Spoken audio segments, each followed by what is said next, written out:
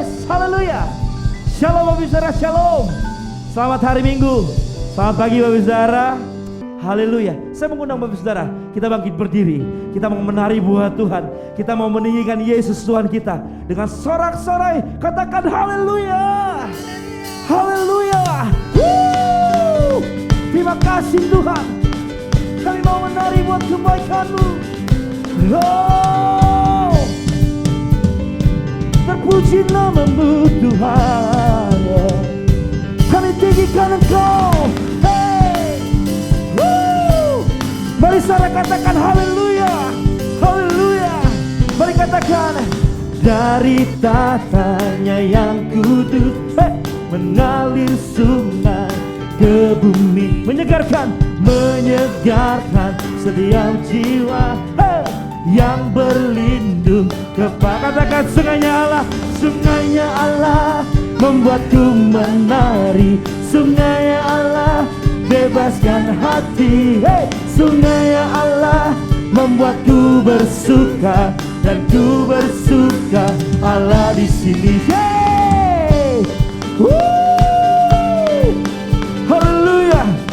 Mari sekali lagi baru saya katakan dari tatanya yang kudus, hey, mengalir sungai ke bumi, menyegarkan setiap jiwa yang berlindung kepada. Katakan sungainya Allah, sungainya Allah membuatku menari, sungainya Allah bebaskan hati, sungainya Allah membuatku bersuka dan ku bersuka Allah. Sungainya Allah keluar, sungainya Allah membuatku menari, sungainya Allah bebaskan hati, sungainya Allah membuatku bersuka dan ku bersuka Allah di sini. Mari katakan sungainya Allah membuatku menari, sungainya Allah bebaskan hati, sungainya Allah membuatku bersuka dan ku bersuka Allah. Sungainya Allah membuatku menari, sungainya Allah bebaskan hati, sungainya Allah membuatku bersuka dan ku bersuka Allah, dan ku bersuka dan ku bersuka Allah, dan ku bersuka dan ku bersuka Allah di sini. Hey, yeah. Haleluya. Saudara katakan haleluya. Haleluya. Haleluya. Haleluya. Yesus kita dahsyat. Amin Bapak Saudara. Amin. Bilang kanan kiri Bapak Saudara, katakan Yesusmu dahsyat. Yesusmu dahsyat. Dahsyat, dahsyat. Yes, haleluya. Haleluya Bapak Saudara. Silakan duduk kembali Bapak Saudara dalam hadirat Tuhan. Baik, kita akan mendengarkan Voice of Pentecost. Tuhan Yesus memberkati Bapak Saudara.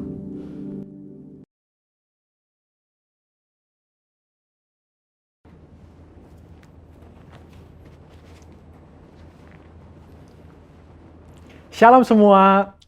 Kegerakan Pentakosta adalah kegerakan yang unik. Mengapa unik? Pernahkah saudara terbayang satu gerakan rohani yang dalam tempo 1 abad telah menyebar sampai ke 27% kekristenan yang ada? Kegerakan yang bergerak cepat ini memiliki pilar-pilar teologi yang perlu kita pahami. Pada Voice of Pentecost kali ini, kita akan membahas mengenai 5 pilar teologi Pentakosta. Apa saja 5 pilar teologi Pentakosta itu?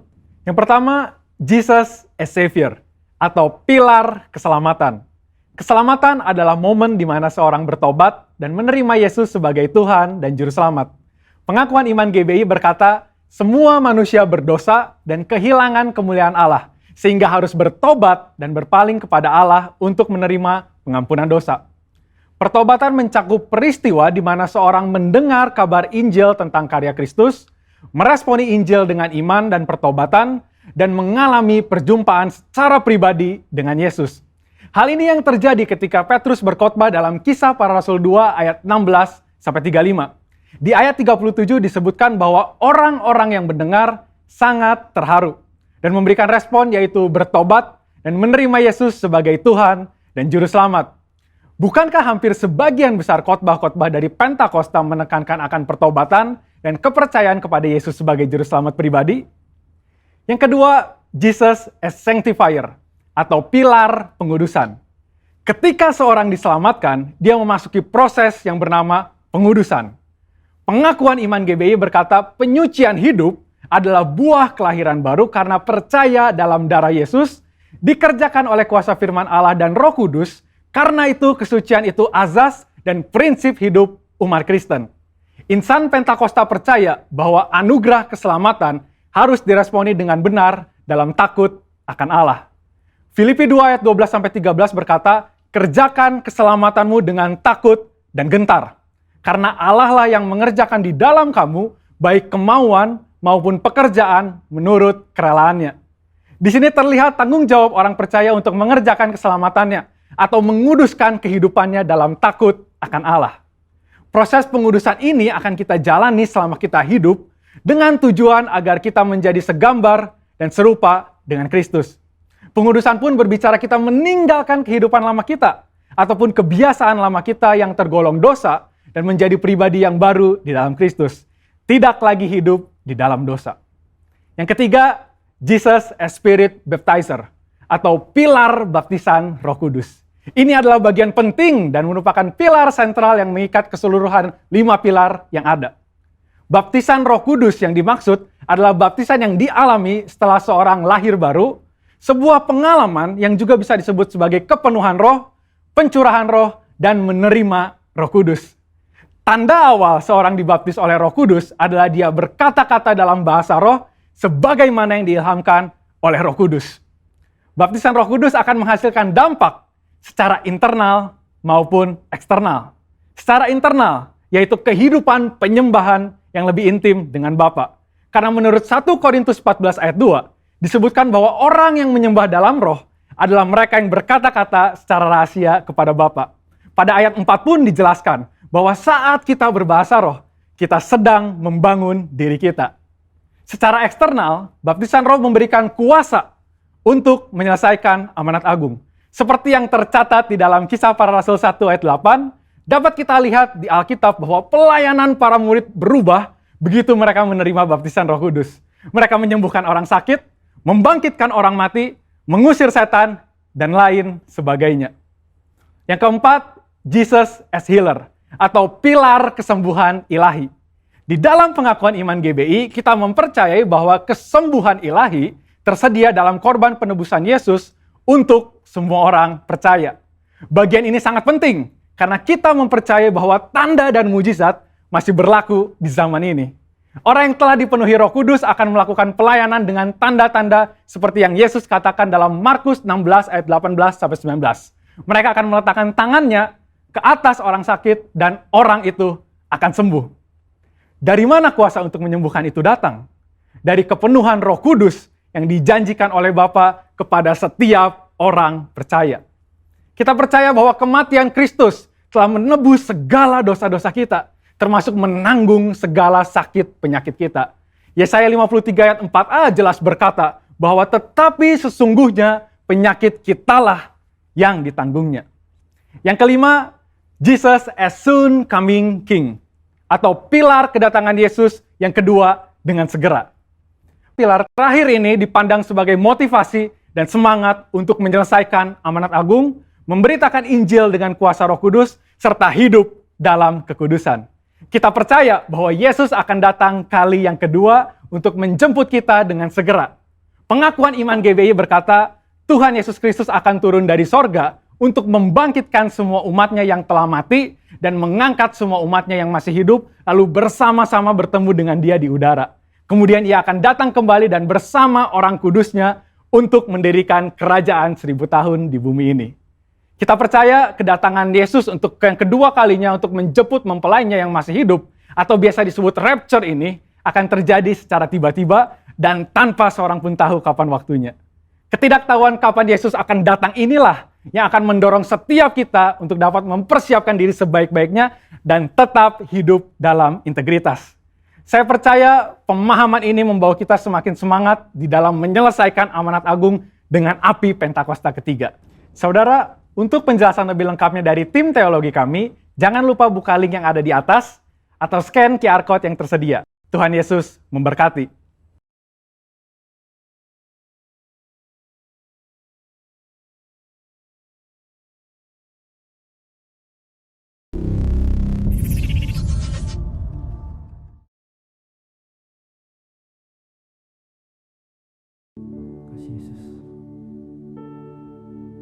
Kau tunjukkan kasih setiamu,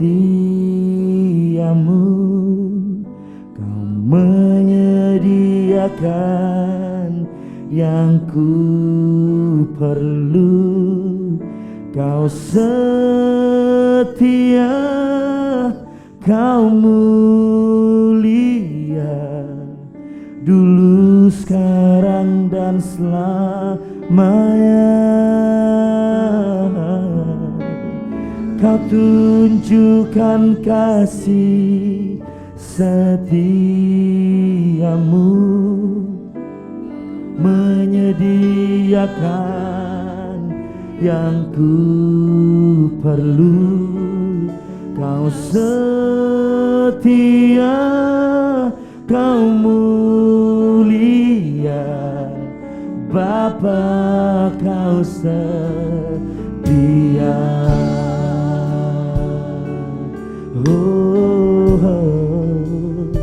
Mari kita puji dan katakan, Bapa, Kau setia, Bapa, Kau mulia,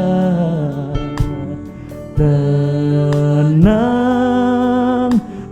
jiwaku, aman bersamamu, lebih dari harta, lebih dari harta, Kaulah segalanya. Tenanglah jiwaku dalam hadirat-Mu. Kau tunjukkan kasih setiamu,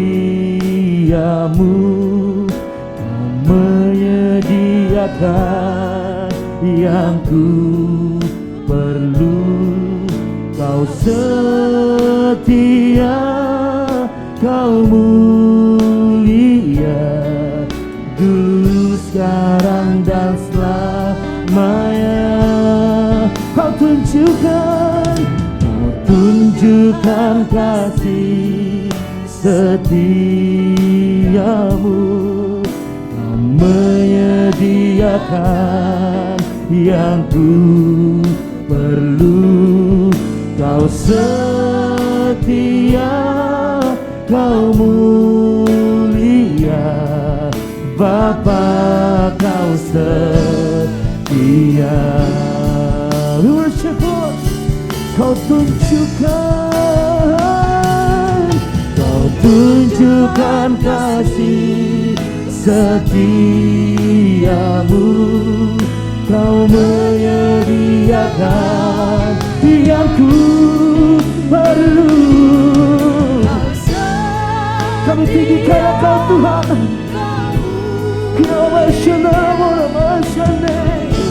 kami puji kebesaran-Mu. Kau tunjukkan kasih setiamu, Kau menyediakan yang ku perlu. Kau setia, Kau mulia, Bapa, Kau setia. Mari kemuliaan bagi Tuhan Yesus. Oh, kemuliaan tempat maha tinggi. Kemuliaan bagimu di tempat maha tinggi. Katakan kemuliaan, kemuliaan bagimu di tempat maha tinggi. Kemuliaan, kemuliaan bagimu di tempat maha tinggi. Mari Bapak Saudara saya di rumah saja katakan kemuliaan, kemuliaan bagimu di tempat maha tinggi. Kemuliaan bagimu di tempat maha tinggi. Sekali lagi lalu saudara angkat pujianmu yang di rumah-rumah katakan kemuliaan bagimu di tempat maha tinggi. Kemuliaan, kemuliaan bagimu di tempat maha tinggi. Saya katakan kemuliaan, kemuliaan bagimu di tempat maha tinggi. Kemuliaan bagimu di tempat maha tinggi. Tempat maha tinggi, di tempat maha tinggi, di tempat maha tinggi, di tempat maha tinggi. Oh, haleluya, haleluya, haleluya, haleluya. Bapak Ibu Saudara, kita akan bersama-sama mendeklarasikan Pentakosta ketiga. Pentakosta ketiga. 1. Pentakosta ketiga adalah pencurahan Roh Kudus yang dahsyat di zaman ini, melebihi yang terjadi di Azusa Street. 2. Pentakosta ketiga akan mengakibatkan penuaian jiwa yang terbesar dan yang terakhir sebelum Tuhan Yesus datang kembali. 3. Pentakosta ketiga akan membangkitkan generasi Yeremia, yaitu anak-anak muda yang dipenuhi Roh Kudus, cinta mati-matian kepada Tuhan Yesus, tidak kompromi terhadap dosa, dan akan bergerak untuk memenangkan jiwa. 4. Pentakosta ketiga lahir di Indonesia dan bergerak ke bangsa-bangsa. Gerakan ini dari timur ke barat dan akan kembali ke Yerusalem. 5. Pentakosta ketiga akan memberikan kuasa untuk menyelesaikan amanat agung, dan setelah itu Tuhan Yesus datang kembali.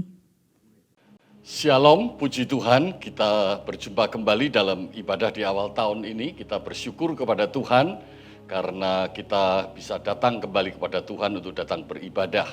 Meskipun kita masih harus beribadah secara online, puji Tuhan. Salam buat seluruh jemaat di GPI Fatmawati. Saya baru pertama kali menyampaikan kebenaran firman Tuhan pada jemaat di tempat ini. Puji Tuhan, saya mengucap syukur kepada Bapak Ibu Gembala Sidang dan seluruh tim pelayanan, seluruh pengerja yang boleh kami melayani bersama-sama pada hari ini. Mari kita tunduk kepala. Tuhan Yesus, terima kasih. Tuhan, persiapkan hati kami, pikiran kami. Kami lapar dan haus akan kebenaran firman Tuhan. Kami datang kepada Tuhan dengan satu kerinduan. Tuhan, tuntun kami, Tuhan pimpin kami. Tuhan, tunjukkan kebenaran kepada kami sehingga kami dapat membedakan terang dan gelap, benar dan salah. apa yang berkenan kepada Tuhan dan apa yang tidak berkenan kepada Tuhan. Supaya di awal tahun ini kami boleh memulai dengan satu respon sikap hati dalam memenuhi kehidupan ini secara benar, dan hidup kami boleh berubah makin hari makin bertumbuh sesuai dengan kehendak dan menyatakan kemuliaan Tuhan. Terima kasih kuasa Roh Kudus yang menguasai seluruh ibadah ini, menguasai penyampaian firman Tuhan ini, menjamah setiap hati mereka yang mendengar kebenaran firman Tuhan ini, melembutkan hati mereka, bahkan melakukan perubahan dalam kehidupan mereka, sehingga hidup mereka makin dekat dan menyukakan hati Tuhan. Tuhan, mampukan hamba-Mu untuk menyampaikan apa yang Tuhan ingin sampaikan melalui kebenaran firman Tuhan. Dalam nama Yesus kami berdoa dan bersyukur. Haleluya. Amin. Puji Tuhan. It is time to grow up. Ini adalah tema yang memberikan kepada kita tuntunan di awal tahun ini. Di tahun yang baru, tahun 2022. Kita telah melewati masa-masa yang sulit kita bersama, bukan hanya di Indonesia tapi juga di seluruh muka bumi, di seluruh dunia, oleh karena ada pandemi yang disebut pandemi COVID. Tetapi pandemi itu justru membawa kita kepada satu pengalaman rohani yang makin dalam, sehingga kita makin memahami, makin mengenal besarnya kasih Tuhan.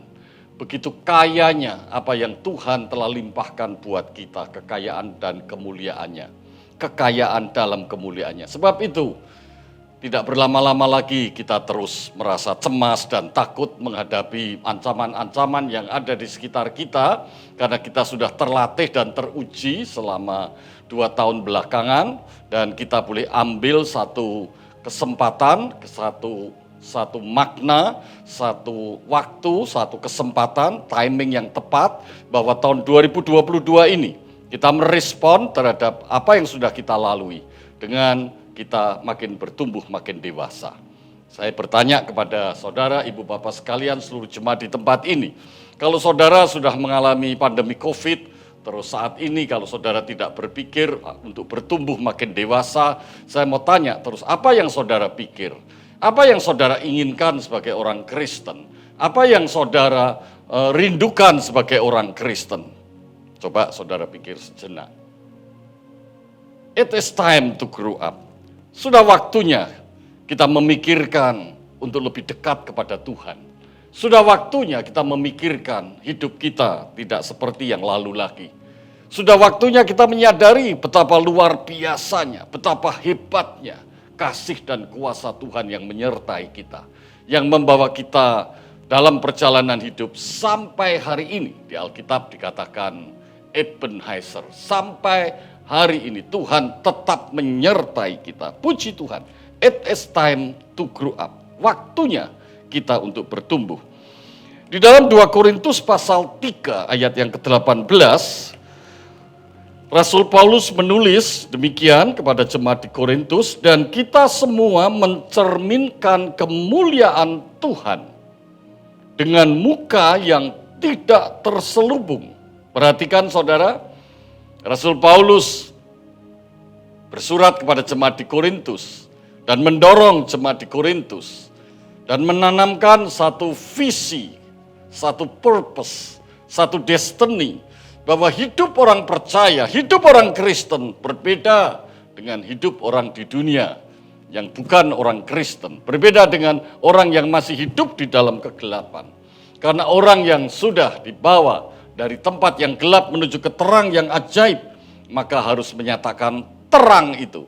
Dan makin lama makin terang, ya, terang itu makin nyata. Sehingga dikatakan kita semua mencerminkan kemuliaan Tuhan dengan muka yang tidak terselubung. Artinya kita tidak perlu lagi pura-pura.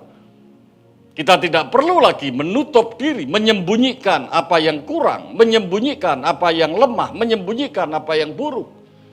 Kita tidak perlu lagi berdalih, kita tidak perlu lagi memanipulasi keadaan dan hidup kita hanya demi kepentingan kedagingan kita, supaya orang menghargai atau memuji atau menempatkan kita di tempat yang kita inginkan. Stop itu semua. It is time to grow up.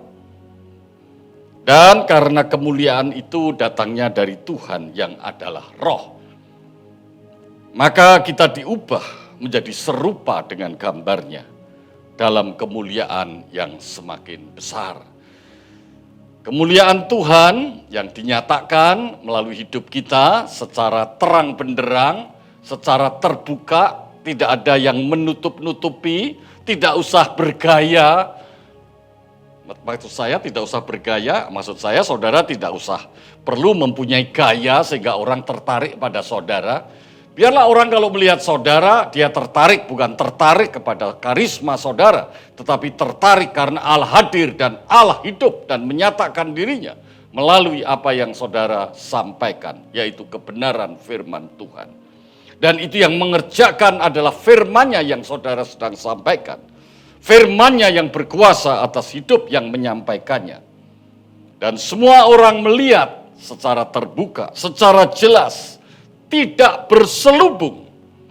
Dikarenakan karena kemuliaan itu bukan kemuliaan diri seseorang, bukan kemuliaan seorang pendeta, bukan kemuliaan seorang pejabat, bukan kemuliaan seseorang yang menduduki kedudukan tertentu sehingga orang kagum. Dia kagum karena dipengaruhi melihat siapa orang itu dan apa kedudukannya, apa prestasinya.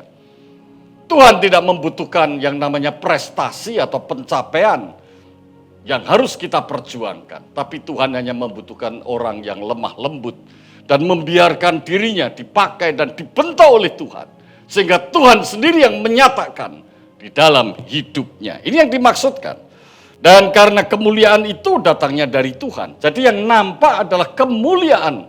Kemuliaan yang datangnya dari Tuhan, yang adalah roh. Maka kita diubah. Karena kita asalnya orang berdosa. Orang yang masih terikat hidup dalam kedagingan. Tapi Tuhan telah ampuni kita. Tuhan telah ubah hidup kita. Sehingga kita menjadi manusia baru. Sehingga manusia baru ini, manusia batinnya harus yang makin lama makin bertumbuh, makin lama makin berubah, makin lama makin terang, makin lama makin nyata, menyatakan kemuliaan Tuhan yang serupa dengan Kristus. Dan kenyataan ini makin lama harus makin jelas, makin lama makin besar. Saudara, kalau saya mengamati dan saya merenungkan ayat kebenaran firman Tuhan ini, ayat ini sesungguhnya adalah mengingatkan kita tentang arti hidup kita yang sangat luar biasa. Karena hidup kita dipenuhi oleh kekayaan kemuliaannya. Terus menerus hidup kita dipenuhi oleh kekayaan kemuliaannya. Dari satu tingkat ke tingkat berikutnya. Dari satu level ke level berikutnya. Jadi kalau ada seorang pembicara dan membahas tentang firman Tuhan mengatakan next level, itu bukan kedagingan, bukan kedudukan di sebuah perusahaan, bukan sejumlah uang yang dimiliki lebih besar, bukan sejumlah prestasi yang bertambah bahkan sampai segudang. Tetapi yang dimaksud next level adalah derajat kemuliaan dan kasih karunia yang Tuhan nyatakan melalui kehidupannya dari satu level ke level berikutnya. Sehingga kita mencapai kemuliaan penuh yang datangnya hanya dari Yesus. Dan kemuliaan penuh ini akan terus berlanjut, terus meningkat, terus berlanjut. Sampai kedatangan Tuhan kedua kali. Dan itulah sebetulnya yang menjadi destiny. Dan itulah sebetulnya yang menjadi purpose. Dan itulah sebetulnya yang memberikan makna. Dan itu sebetulnya yang membuat saudara eksis. Kalau kita meminjam kata-kata modern, kata-kata populer yang sering dibicarakan oleh seseorang. Mengapa orang harus mencari eksis dirinya? Mengapa dirinya harus eksis? Padahal dirinya di dalam Kristus sudah eksis. Saudara perhatikan ayat ini. Kenapa orang harus mencari makna hidup? Padahal dirinya dalam Kristus sudah sangat bermakna. Mengapa orang menjadi kabur tujuan hidupnya? Padahal seseorang setelah dilahirkan kembali, jelas destiny dan purpose-nya sudah jelas. Jadi memiliki purpose, hidupnya eksis, dan hidupnya memiliki makna. Nah saudara yang saya kasih dalam Tuhan, Ayat ini sebetulnya mengajarkan kepada kita di mana Rasul Paulus mengingatkan sekaligus mengajar kepada orang-orang di Korintus. Saya tidak perlu bicara tentang latar belakang jemaat di Korintus, supaya mereka hidupnya yang telah diawali dengan pengudusan, hidup mereka dikuduskan karena iman kepada Tuhan Yesus yang merupakan kasih karunia Allah, yang kemudian mereka hidup sehari-hari di dunia ini, hendaknya mereka hidupnya menunjukkan grow up. It is time to grow up. Grow up. Kalau yang lalu-lalu saudara tidak mengalami atau tidak menunjukkan grow up, mulai tahun ini sampai kita menyambut kedatangan Tuhan kedua kali, harus grow up, harus bertumbuh, harus nampak perubahannya secara utuh, baik secara fisik, baik secara mental, baik secara spiritual, sampai kita menyambut kedatangan Tuhan dan menanti kedatangan Tuhan dan kita terangkat ke surga. Dengan demikian, setiap orang yang percaya, setiap orang Kristen yang benar-benar kehidupan kekristenannya itu sejati, betul-betul Kristen. Saya tidak akan jelaskan seperti apa betul-betul Kristen, biarlah firman ini berbicara. Orang yang betul-betul Kristen, yang kekristenannya murni, hidupnya akan meningkat. Nggak usah diteriakin next level, maka hidupnya itu sendiri secara natural, secara alami, kalau dia sehat kerohaniannya, yang dimakan makanan yang sehat, makanan rohaninya, maka hidupnya akan meningkat. Meningkat. Melalui berbagai tahap kehidupan yang menyatakan berbagai tahap kemuliaan. Dan itu semuanya adalah sebagai akibat kuasa yang ada di dalam firman Tuhan yang mereka hidupi. Dan itu adalah bukti mereka menghidupi firman Tuhan. Dan firman Tuhan itu mempunyai kuasa untuk mengubahkan kehidupan. Haleluya. Puji Tuhan. Dengan kata lain, orang Kristen yang sejati itu mengalami pertumbuhan. Pak Pendeta, kalau saya melihat kok banyak orang Kristen malah kekanak-kanaan. Banyak orang Kristen masih hidupnya tidak sama dengan yang bukan Kristen. Ya sebetulnya saya mau jawab, tapi lebih baik saya tidak jawab. Saudara yang menjawab sendiri setelah mendengarkan kebenaran firman Tuhan dan memahami 2 Korintus 3 ayat 18 ini. Tetapi yang jelas orang Kristen yang sejati itu mengalami pertumbuhan. Pertumbuhan yang sejati, pertumbuhan yang sehat sebagai hasil kuasa firman Tuhan yang dihidupi. Saya katakan dihidupi. Artinya dari dalam keluar. Yang saya lihat kebanyakan, yang saya dengar dari para konseling datang kepada saya, seolah-olah hidup dia itu dituntut untuk melakukan sesuatu. Karena pemimpinnya mengatakan seperti itu. Kamu harus ini, kamu harus ini, kamu harus itu. Kalau tidak begini, tidak begitu, akibatnya begini. Itu menghidupi hukum Musa. Tetapi menghidupi ajaran dan perintah Tuhan Yesus yang sudah membebaskan kita. Maka hidup kita hidup dalam kebebasan, dalam arti kita bebas berinteraksi dengan kuasa Roh Kudus. Tidak dituntut lagi oleh tuntutan-tuntutan hukum yang mengikat orang-orang Israel pada waktu itu. Sebetulnya Rasul Paulus menulis surat kepada jemaat di Korintus sekaligus untuk mengajar pada mereka bahwa mereka berbeda dengan komunitas orang-orang Yahudi yang belum percaya kepada Tuhan Yesus pada waktu itu. Sehingga gaya hidup atau cara hidup mereka harusnya berbeda. Jadi orang Kristen yang sejati itu harus berbeda dengan cara hidup orang Yahudi yang terikat dengan hukum Taurat, harus berbeda. Dan cara hidup orang Kristen yang sejati kalau hidupnya itu sehat, maka dia akan terus mengalami bertumbuh. Dan pertumbuhan itu melalui berbagai tahapan. Dan tahapan itu Rasul Paulus mengatakan tahap kemuliaan.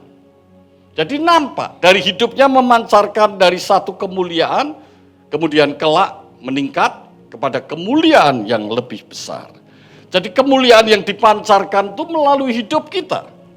Kemuliaan Tuhan itu nampak melalui hidup kita. Seringkali orang memformulasikan kemuliaan itu dengan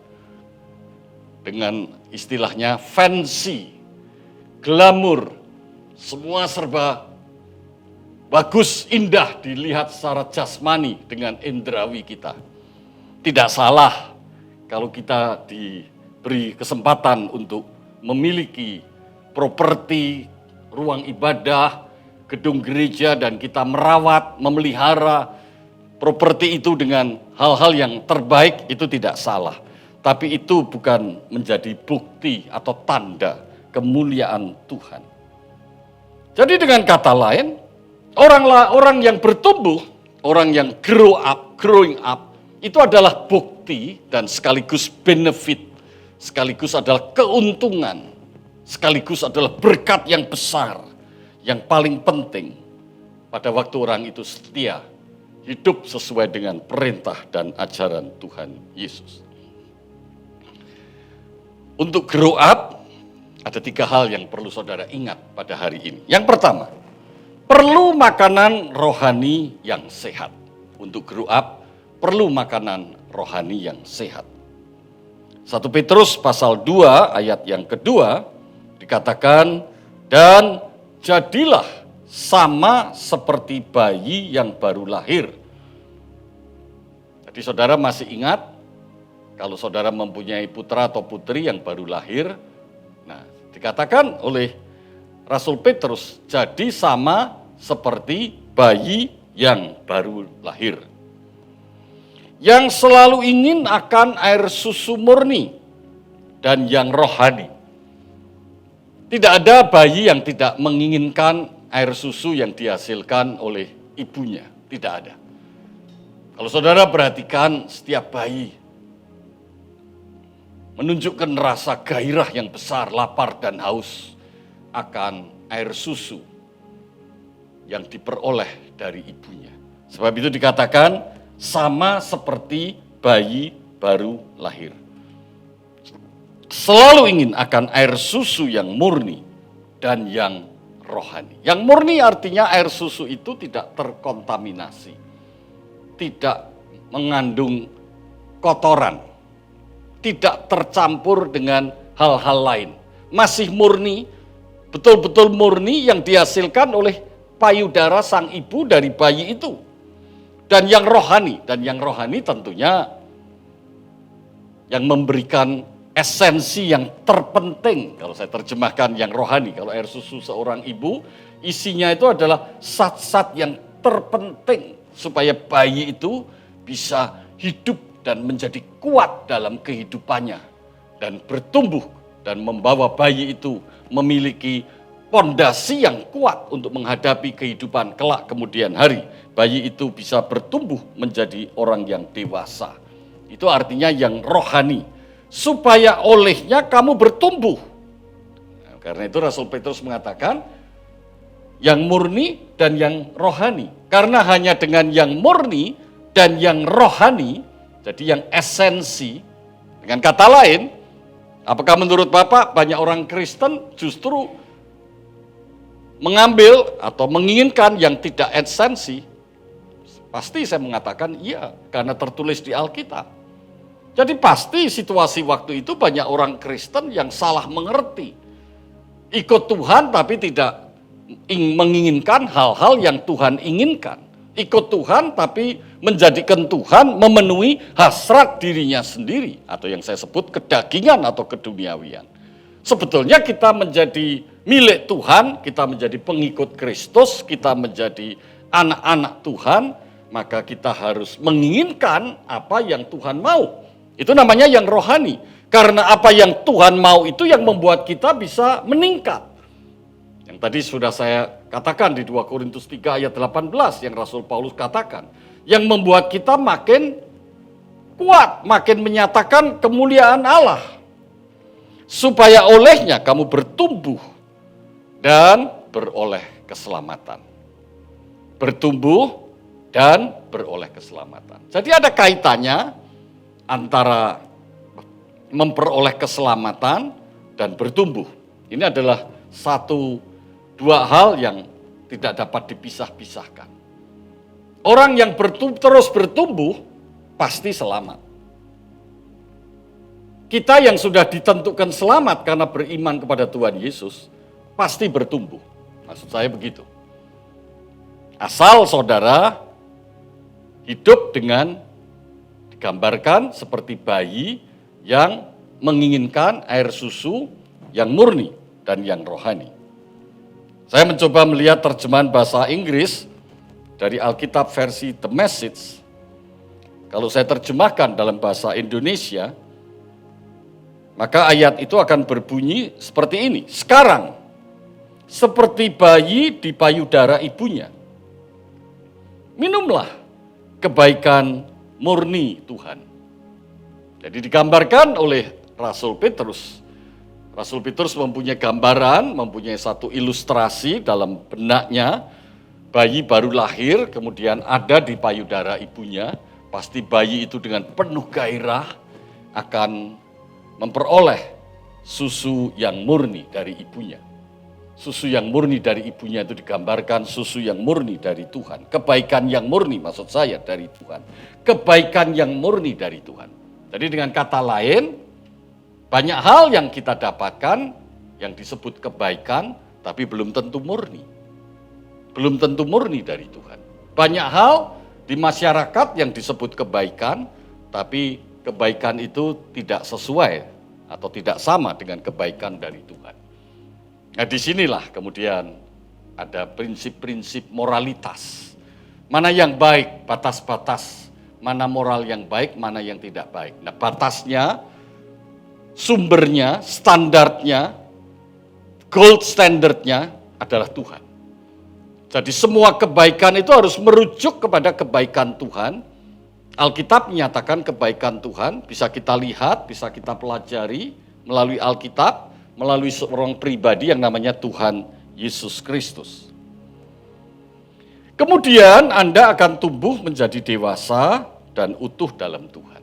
Nah, terjemahan The Message mengatakan, hanya melalui kebaikan murni dari Tuhan, seseorang itu akan tumbuh menjadi dewasa, grow up. Dan utuh, saudara perhatikan utuh. Kalimat utuh mengingatkan kita pada bagian Alkitab yang lain, kudus, murni, teruji, seperti emas yang teruji, seperti emas yang dimurnikan, kudus, tak bercacat dan bercela, itu utuh. Apalagi menjadi serupa dengan Kristus, mempelai Kristus, dan selanjutnya apapun yang disebut di dalam Alkitab merujuk kepada kehidupan jemaat Tuhan, kehidupan murid Yesus, kehidupan pengikut Kristus, kehidupan orang Kristen yang sejati. Kalau dia mendapatkan makanan yang sehat, maka pertumbuhannya akan meningkat pada level selanjutnya yang menyatakan kemuliaan Tuhan. Itu yang pertama.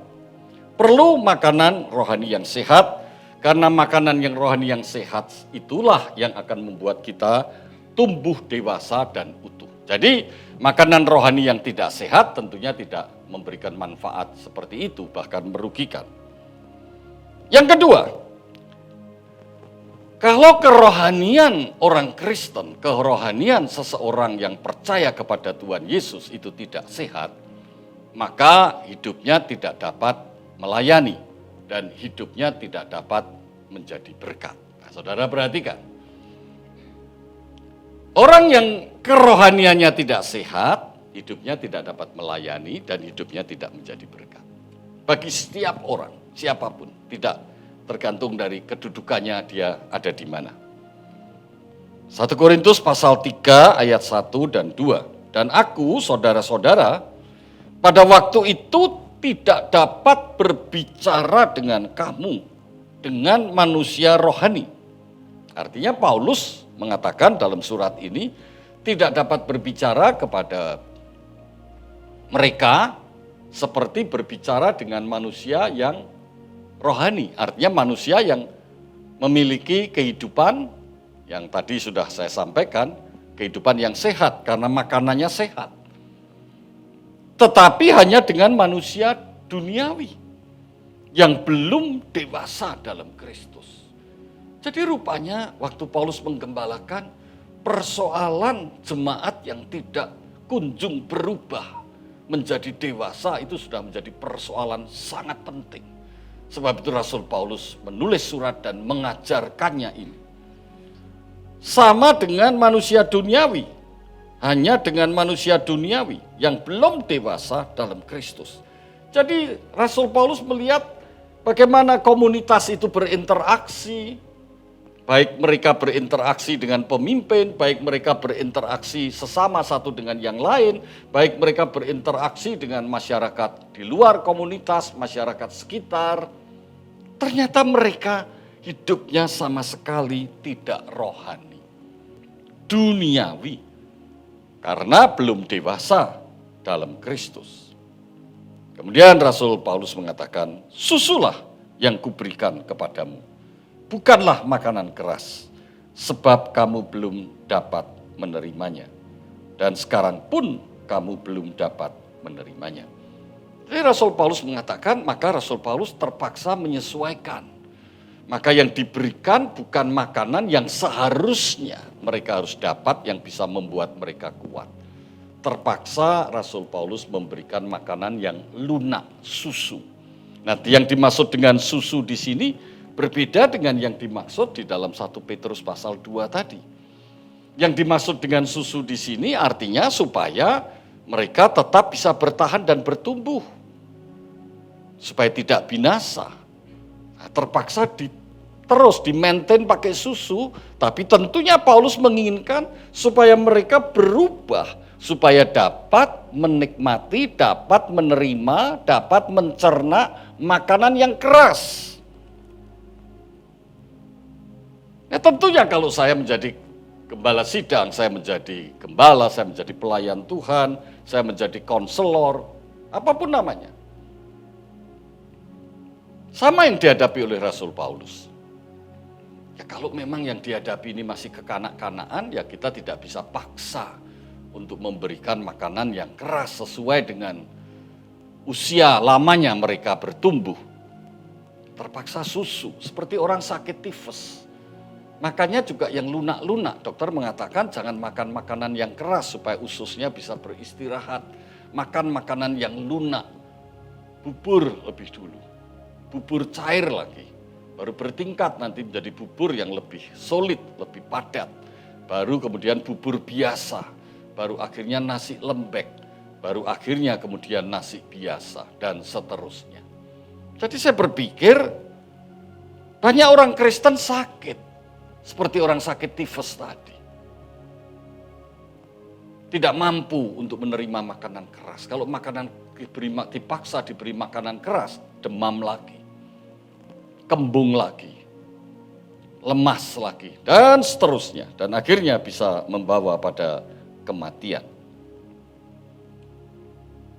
Jadi, orang yang rohaninya tidak sehat, ya jelas. Sama seperti orang sakit tifus tadi, bukan? Hidupnya tidak produktif.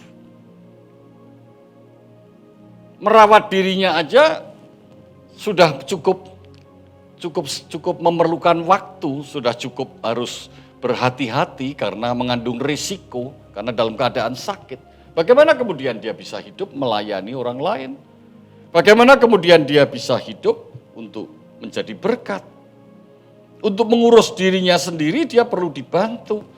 Perlu diberi makanan yang disebut susu tadi, makanan yang lunak, makanan yang lembut. Kembali kalau saya menerjemahkan, memahami ayat firman Tuhan ini berdasarkan terjemahan berbahasa lain, berbahasa Inggris, The Message. Kalau saya terjemahkan kira-kira bunyinya begini. Tetapi untuk sekarang, kawan-kawan, saya, Paulus, benar-benar menjadi frustrasi. Di terjemahan bahasa Inggris dijelaskan benar-benar menjadi frustrasi dalam berinteraksi, dalam berelasi dengan kalian, dengan Anda, dengan komunitas yang ternyata tidak rohani. Karena kalian dalam berinteraksi satu dengan yang lain menunjukkan bahwa interaksinya tidak rohani. Begitu pula interaksi kalian dengan Tuhan juga tidak rohani. Waktu saya membaca begini terjemahan ini, berarti Banyak orang Kristen datang ke gereja, tetapi ternyata dari dalam hatinya tidak mempunyai keinginan-keinginan yang rohani. Yang disebut rohani dalam apa yang sedang kita bahas hari ini tentunya adalah makanan yang sehat, the word of God. Yang murni, makanan yang sehat itu yang murni, tidak terkontaminasi. Dikatakan dalam terjemahan itu, kalian bertindak seperti bayi dalam interaksi atau hubungannya dengan Kristus. Sehingga kalian tidak mampu melakukan apa-apa, mampunya hanya menghendaki susu. Sama seperti kalian waktu masih bayi, menghendaki susu dari payudara ibu kalian. Baiklah kalau begitu, saya Paulus akan merawat kalian. Karena nampaknya kalian tidak mampu melakukan apa-apa lagi. Saya diberkati dengan statement ini. Jadi menjadi pemimpin itu harus sabar. Sabar. Ya sudah, kalau jemaatnya masih belum bisa makanan keras, ya kita harus sabar. Tapi tidak berarti sebagai pemimpin tidak menyediakan makanan yang keras untuk mereka yang bisa bertumbuh. Supaya mereka melihat bahwa yang sehat itu yang suka dan bisa hidup dengan makanan yang keras. Gereja harus memperhatikan ini. Tidak hanya memaintain jemaat hanya dengan susu. Seharusnya jemaat itu sudah membutuhkan makanan yang keras. Ini adalah special case tentunya, mengapa Paulus terpaksa harus memberikan susu. Selama kalian meraih apa yang membuat kalian senang, kalian merasa baik, dan itu dianggap penting, maka kalian masih tetap seperti bayi yang membutuhkan susu. Kalian hanya puas berjalan seperti apa yang kalian inginkan. Ini kira-kira terjemahnya seperti itu. Jadi orang yang makanannya suka yang susu, lembek-lembek, ketawa-ketawa, gitu kan. Pokoknya dengar gampang dimengerti, ya gampang dimengerti memang harus, tapi kan bukan berarti yang gampang-gampang, yang hanya dengan tap 1, tap 2, tap 3, tidak. Yang penting take home message-nya, bukan tap-nya. Nggak bisa, ikut Tuhan pakai tap itu nggak bisa. Masak pakai tap aja nggak bisa kok, nggak bisa. Ikut Tuhan itu satu proses yang secara kedagingan yang merupakan asal-usul kita, itu kita hadapi dengan berat. Tapi ada jaminan kuasa Roh Kudus yang memampukan kita. Jadi selama jemaat itu seperti yang digambarkan oleh Rasul Paulus hanya menginginkan apa yang dia mau, apa yang dia kepengen, apa yang membuat dia senang, apa yang membuat dia bangga, apa yang membuat dia populer, apa yang membuat dia dipuji banyak orang, maka nggak jauh berbeda dengan orang yang hanya mengendaki makanan yang lunak, susu. Dan Rasul Paulus mengatakan, sebab itu kalian masih terbelah-belah, terpisah-pisah, berkelompok-kelompok. Saya pengikut Paulus, saya pengikut Apolos, dan seterusnya. Nah, saya menggambarkan apa yang digambarkan Paulus ini sama dengan apa yang Tuhan Yesus katakan tentang membangun bangunan di atas dasar yang kokoh. Pada waktu Tuhan Yesus menyampaikan itu di dalam Matius pasal yang ke-6, membangun bangunan di atas dasar yang kokoh. Itu artinya supaya seseorang itu tidak terombang-ambing. Kalau dasarnya tidak kokoh, maka seseorang itu terombang-ambing. Selain terombang-ambing oleh rupa-rupa badai, gelombang, angin dahsyat. Sehingga akhirnya apa? Kalau terombang-ambing, dia tidak punya akar, tidak punya pondasi, tidak punya dasar yang kuat. Karena terombang-ambing terus. Sehingga sewaktu-waktu bisa roboh. Dengan kata lain, rapuh.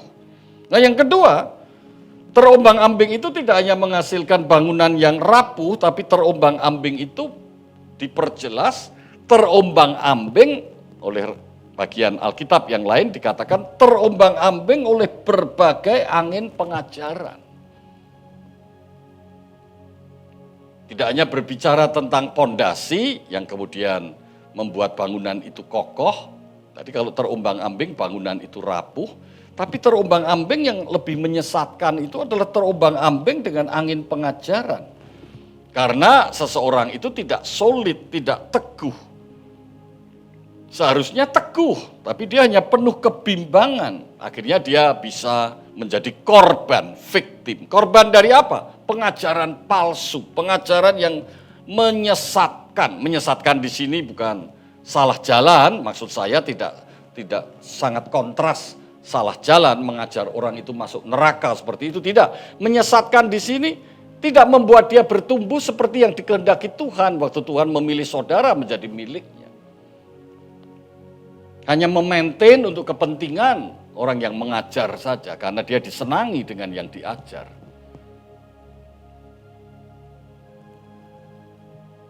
Menjadi korban pengajaran yang palsu, yang salah. Kalau ada orang korban menjadi korban, sebetulnya yang salah ini bukan korbannya, tetapi pelakunya. Di dunia ada istilah pelakor.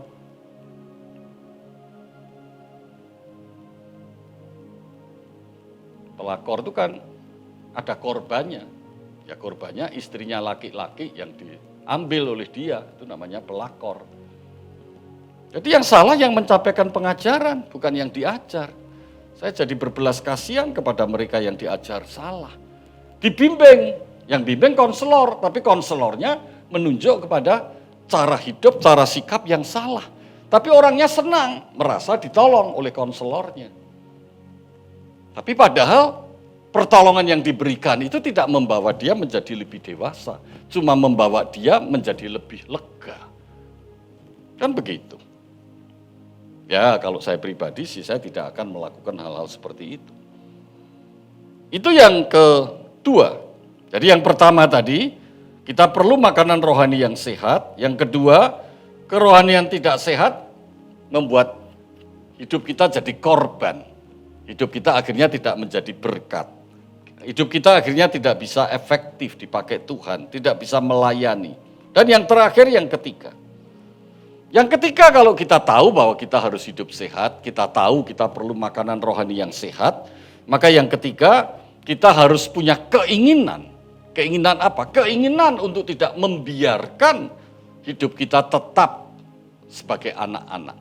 Apa mau disebut status quo, apa mau disebut mempertahankan rasa nyaman, itu hanya istilah-istilah. Tapi intinya kita harus tidak setuju kalau kita memilih hidup tetap menjadi anak-anak. It is time to grow up. Sudah waktunya kita bertumbuh menjadi dewasa. Efesus pasal 4 ayat ke-14 sampai 15. Sehingga kita bukan lagi anak-anak yang diombang-ambingkan oleh rupa-rupa angin pengajaran. Oleh permainan palsu manusia dalam kelicikan yang mereka menyesatkan, yang kelicikan mereka yang menyesatkan. Tetapi dengan teguh berpeganglah pada kebenaran di dalam kasih, kita bertumbuh di dalam segala hal ke arah Dia, Kristus yang adalah kepala. Memegang teguh kebenaran di dalam kasih. Ada dua hal. Kebenaran di dalam kasih. Kita harus berbicara kebenaran, tapi di dalam kasih. Speak the truth with love. Kasih tanpa kebenaran itu bukan kasih Allah, itu kasih manusia. Kebenaran tanpa kasih itu bukan kebenaran yang bersumber dari Allah, itu legalisme. Orang yang menuntut itu kebenaran tanpa kasih. Dan dikatakan bertumbuh di dalam segala hal ke arah Kristus yang adalah kepala. Jadi yang terakhir, jangan biarkan kita tetap anak-anak. It is time to grow up. Kembali kalau saya melihat terjemahan di dalam The Message dikatakan, Paulus mengatakan begini, tolong jangan ada lagi anak-anak, jangan ada lagi masa kanak-kanak yang berkepanjangan. Jangan ada lagi yang menginginkan tetap jadi kanak-kanak. Memang enak jadi kanak-kanak, dilayani, dilateni, semua yang mau diikuti. Banyak orang tua takut sama anaknya nanti kalau nangis. Itu yang datang ke saya. Bagaimana Bapak Dokter? Kalau nanti anak saya nggak saya ikutin, dia jadi nangis, dia jadi rewel. Dalam hati saya, gimana ini orang tua ini? Kok ngadapin anak nangis rewel kok jadi frustrasi? Sehingga akhirnya dia ikuti aja apa kemauan anak. Maka sekarang setelah remaja begitu sulit dia memberikan pendidikan, pengajaran, nasihat, disiplin dan sebagainya. Anaknya hanya memberontak kepada orang tuanya. Selanjutnya Rasul Paulus mengatakan, tolong jangan ada lagi masa kanak-kanak yang diperpanjang di antara kita. Kami tidak akan mentolerir bayi, anak kecil yang menjadi mangsa predator. Artinya Paulus sebagai gembala ingin melindungi mereka. Tidak memanjakan, tapi melindungi. Jangan sampai mereka ini jadi korban di mangsa predator. Karena Tuhan, Paulus tahu, Tuhan ingin kita bertumbuh menjadi dewasa. Untuk mengetahui seluruh kebenaran dan menceritakan, menyaksikannya dalam kasih. Itulah yang digambarkan oleh firman Tuhan di dalam Efesus pasal 4 ayat 14-15. Kita harus menginginkan menjadi dewasa. Dimulai dari diri kita, ingin jadi dewasa. Lalu saya ditanya, seperti apa Pak Pendeta? Seseorang yang ingin jadi dewasa, yaitu seorang yang mau dituntun oleh Tuhan. Bukan dituntun oleh dirinya sendiri atau orang lain. Tidak ditentukan oleh keadaan ataupun seseorang, tapi hidup hanya ditentukan oleh Tuhan. Itu dimulai dari dalam hati kita, yang menginginkan kita. Apa yang Tuhan mau, apa yang harus terwujud seperti yang Tuhan mau. Jadi kita harus tahu tentunya, destiny, kita harus tahu purpose. Apa yang Tuhan inginkan dari kita. Alkitab menjelaskan itu, kita serupa segambar Tuhan. Pada waktu Rasul Paulus, Alkitab mengajarkan kita serupa segambar Tuhan. Rasul Paulus menyampaikan bahwa begitu besar kekayaan yang Tuhan sediakan kepada kita. Begitu besar kekayaan dan kemuliaan yang Tuhan sediakan buat kita. Jadi jelas, hidup kita sangat eksis, hidup kita sangat meaningfully. Kalau saya pinjam istilah-istilah humanis. Jadi kita tidak perlu dengan cara humanistik mencari eksistensi. Seperti yang dikatakan Maslow, mencari meaningfully, sehingga Maslow membuat hierarki. Saya tidak mengatakan tidak perlu teorinya Maslow, tapi teori Maslow bukan teori yang membawa kita hidup menjadi makin dewasa. Sesuai dengan kebenaran Alkitab. Alkitab memberitahu pada kita, di dalam Kristus, hidup kita beda dengan pada waktu kita masih hidup di dalam dosa. Kita fully exist, fully meaningfully, dan kita mempunyai purpose. Tuhan memberkati kita semua. Puji Tuhan. Mari kita tunduk kepala. Terima kasih Tuhan, di awal tahun Tuhan ingatkan kami, it is time to grow up. Tuhan ingin hidup kami tidak terus-menerus memperpanjang hidup seperti kanak-kanak, berselera kanak-kanak. Hanya ingin hidup seperti apa yang dikehendaki oleh dirinya sendiri. Hanya ingin Tuhan memenuhi apa yang dirinya inginkan. Tuhan ingin hidup kita untuk hidup yang kuat, bertumbuh, menyatakan kemuliaan Tuhan, hidup yang sehat secara rohani, yaitu hidup yang tak bercacat dan bercela. Dengan demikian kami sanggup berhadapan dan menghadapi perubahan-perubahan situasi yang ada. Karena kami hidup menghidupi apa yang Tuhan inginkan dalam hidup kami. Karena Tuhan ada di dalam kami dan bersama-sama dengan kami. Terima kasih, hamba-Mu berdoa kiranya jemaat Tuhan di tempat ini boleh mengawali di tahun 2022 ini dengan satu tekad, satu motivasi, satu keinginan, yaitu it is time to grow up. Kami lalui dan kami lewati apa yang sudah ada di belakang. Tapi 2 tahun terakhir ini meneguhkan kepada kami, Tuhan Yesus sungguh luar biasa. Sehingga kami ada sampai pada hari ini. Oleh karena itu kami tidak ingin menyia-nyiakan waktu yang ada ke depan menyongsong kedatangan Tuhan yang kedua kali sampai Tuhan datang. Kami boleh terus bertumbuh dari satu kemuliaan ke kemuliaan berikutnya tanpa cacat dan celah, menyatakan kemuliaan Tuhan. Dan kami berjumpa dengan Tuhan menyatakan kemuliaan itu muka dengan muka tanpa terselubung. Terima kasih, berkati jemaat Tuhan di tempat ini, berkati Bapak Ibu dan pimpinan jemaat gembala sidang di tempat ini. Terima kasih, dalam nama Yesus kami berdoa dan bersyukur. Haleluya, amin. Puji Tuhan. Sekali lagi, selamat tahun baru. Haleluya. Mari katakan, kemuliaan bagi Tuhan di tempat maha tinggi. Kau Raja diadukan dan dipuji.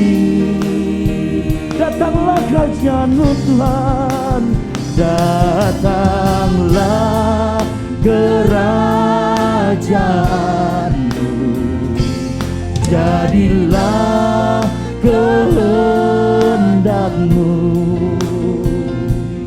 Seluruh bumi penuh kemuliaan-Mu. Mari saya memuji dan katakan, kemuliaan, kemuliaan bagi Tuhan di tempat maha tinggi. Kau Raja diadukan dan dipuji. Datanglah kerajaan-Mu,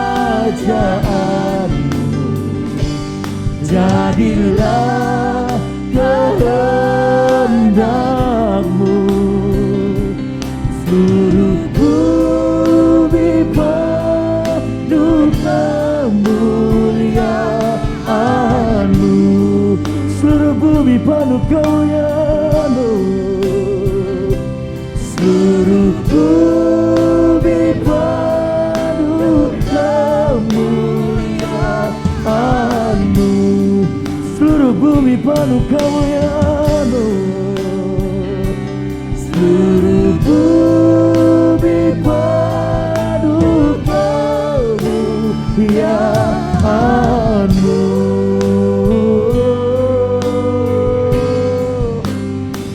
Haleluya.